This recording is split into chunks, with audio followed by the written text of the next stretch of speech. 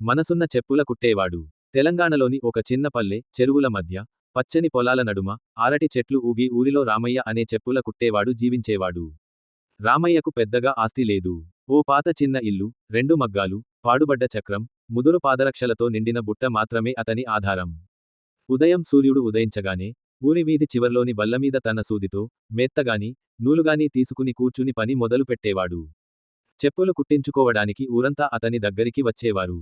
పేద రైతుల, కూలీల, పల్లె పిల్లలతో సహా ప్రతి ఒక్కరి చెప్పులు రామయ్య చేతుల మీదుగా వెళ్లాల్సిందే.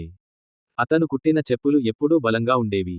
ఒకసారి వర్షాకాలంలో, పొలాలకు వెళ్లే రాయల కూలీ పాదాలు గాయపడ్డాయి. అతని దగ్గర కొత్త చెప్పులు కొనడానికి డబ్బు లేక, పాడుబడ్డ చెప్పులతోనే వచ్చాడు. రామయ్య కుట్టి ఇచ్చి డబ్బు అడగలేదు. మా అన్నయ్య, పొలంలో నువ్వు నడవగలగాలి అంటే నాకు చాలు అన్నాడు.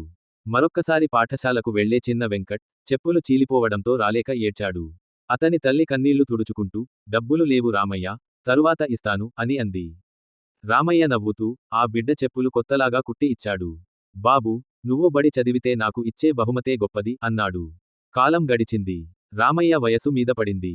కంటి చూపు మందగించింది. చేతులు వణికాయి. చెప్పుల పని కూడా నెమ్మదిగా తగ్గిపోయింది.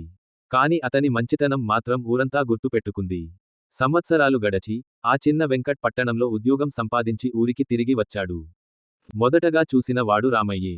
అతను రామయ్యకు కొత్తగా ఒక దుకాణం కట్టిపెట్టి, మా ఊరిని కాపాడిన మీరు మాకు పెద్దలు, ఈ దుకాణం మీదే అన్నాడు. అలా ఒక సాధారణ చెప్పుల కుట్టేవాడు తన దయ, నిజాయితీతోనే ఊరి గుండెల్లో చిరస్థాయిగా నిలిచిపోయాడు. పల్లెటూరి బిడ్డల అడుగుల్లో, రైతుల చెమటలో, కూలీల జీవితంలో, రామయ్య పేరు ఒక మధుర జ్ఞాపకం అయిపోయింది.